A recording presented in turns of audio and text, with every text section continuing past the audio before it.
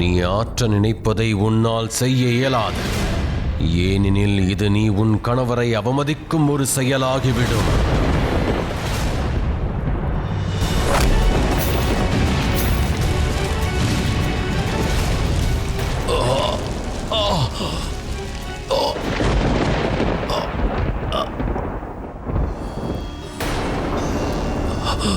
நீ இப்பொழுதும் ஒன்றை புரிந்து கொள்ளவில்லை ஜலந்தர். உன்னை இப்பொழுது தாக்கும் எனக்கு இது இறுதி பரீட்சையாகும். நீ என்னுடைய கணவரின் சாயலில் வேண்டுமானால் இருக்கலாம், ஆனால் உண்மை என்னவெனில் நீ அவரது அம்சம் கூட இல்லை என்பதுதான்.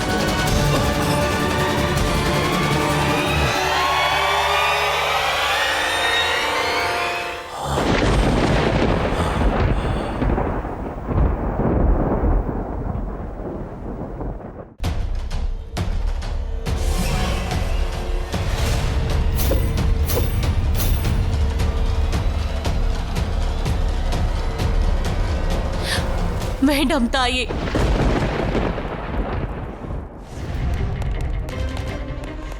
துவக்கம் முதலே நீ செய்த கர்மங்களினால் உன்னை எந்த சூழ்நிலையிலும் நாங்கள் நம்ப தயாராக இல்லை. ஆனாலும் நான் எவரையும் மகாதேவரிடம் அன்பு செலுத்துவதையோ அவரிடம் பக்தி செலுத்துவதையோ நான் தடுத்ததே இல்லை. ஆகையால் கைலாயத்திற்கு உன்னை வரவேற்கிறேன் ஜலந்தர்.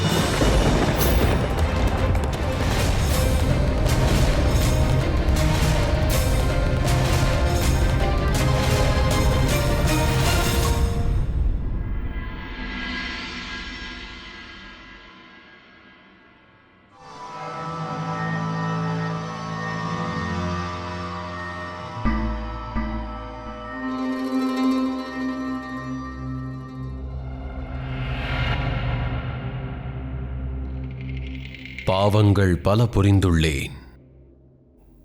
எனவே இப்பொழுது மகாதேவரை பூஜிக்கும் தகுதியை இழந்து நிற்கிறேன். உன்னை புதியவனாக உருவாக்க இருந்தது. நானும் மகாதேவரும் உன்னை நல்வழிப்படுத்த உனக்கு ஒரு வாய்ப்பு அளித்திருந்தோம். ஆனால் அதை புரிந்தும் நன்மைக்கு வாய்ப்பளிக்காமல் ஆசைக்கு முக்கியத்துவம் கொடுத்து விட்டாய்.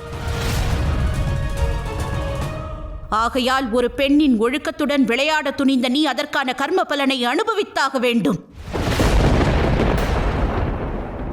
இந்த யுத்தத்தில் உனது முடிவானது நிர்ணயிக்கப்பட்டு விட்டது ஜலந்தர். மகாகாலனும் மகாகாளியும் இணைந்தால் கூட என்னை அழித்து விடுவது சாத்தியமல்ல.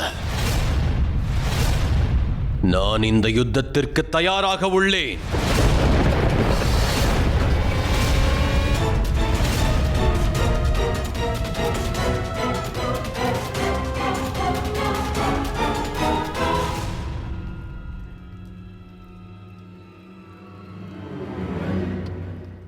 மகாதேவா,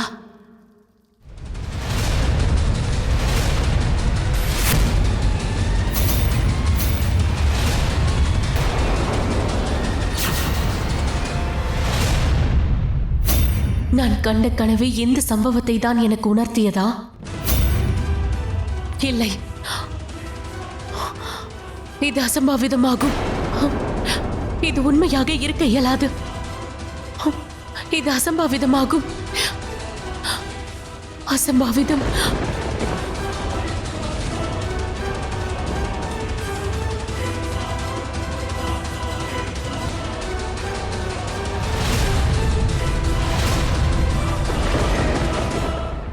ஒரு பெண்ணின் மானத்தையும் மரியாதையும் விட உயர்ந்தது எதுவும் இல்லை மகாதேவா.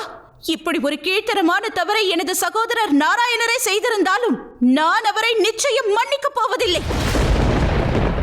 இந்த தவறுக்கான கர்ம பலனை மகாகாளியான நான் அவருக்கு அளிப்பேன். நான் நிச்சயம் அந்த விஷ்ணுவை அழித்தே தீருவேன். இது என் வாழ்க்கையில் மிகப்பெரிய அச்சமாகும்.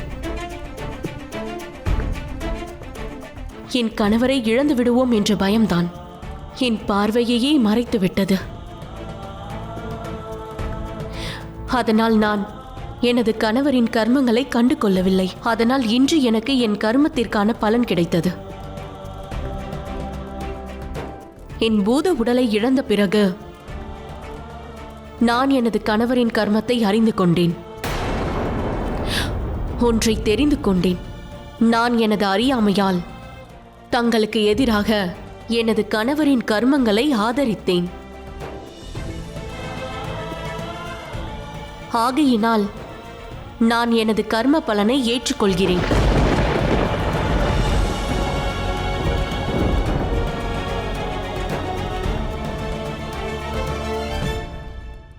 தாங்கள் கூறியது சரிதான் நாராயணரே. தாங்களின் கர்மத்தின் உத்தேசம் எனக்கு புரிந்தது. தாங்கள் எனது பதிவிரதத்தை முறியடிக்காவிட்டால் நிச்சயமாக எனது கணவரை அவரது கர்ம சக்கரத்திலிருந்து விடுவித்திருக்க முடியாது. நான் தங்களை மன்னித்து விடுகிறேன். உன் புனித தன்மையை என்னால் இழக்க நேர்ந்தது பிருந்தா.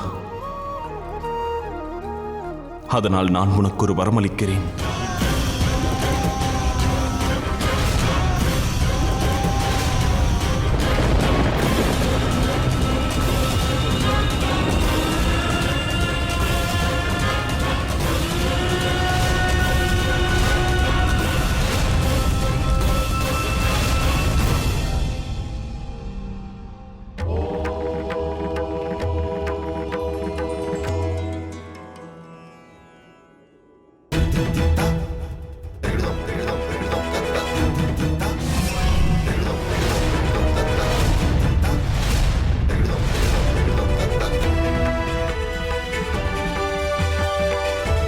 அருள் புரியுங்கள் தாயே.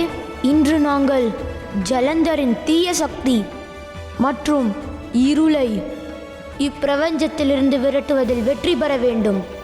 வெற்றியடைய ஆசிர்வதிக்கிறேன்.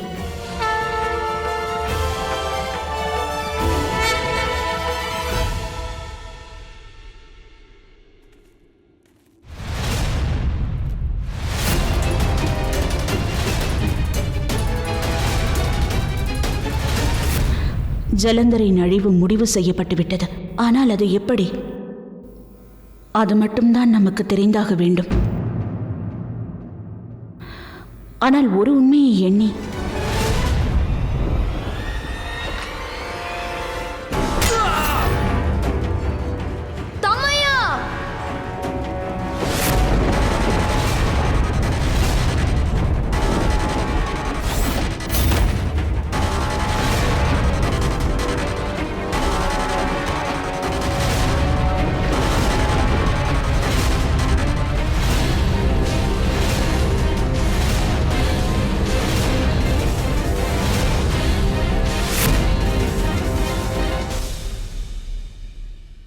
அமைதி கொள் கௌரி.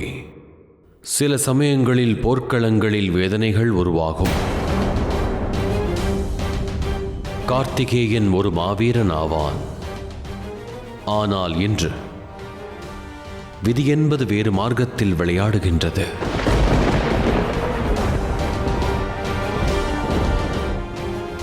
இல்லை மகாதேவா, இந்த யுத்த பூமியை தாங்கள் அதற்குரிய வழியில் எடுத்துச் செல்ல வேண்டும்.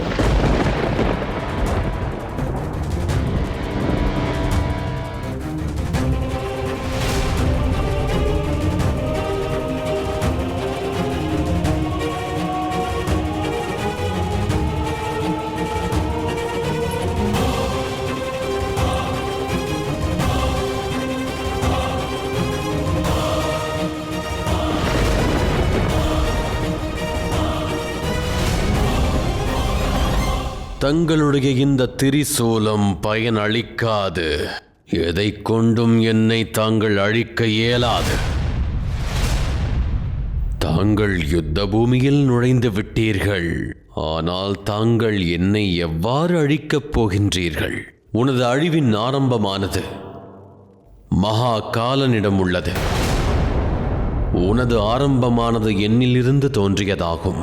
அதேபோல் உன்னுடைய அழிவும் என்னில்தான் உள்ளது.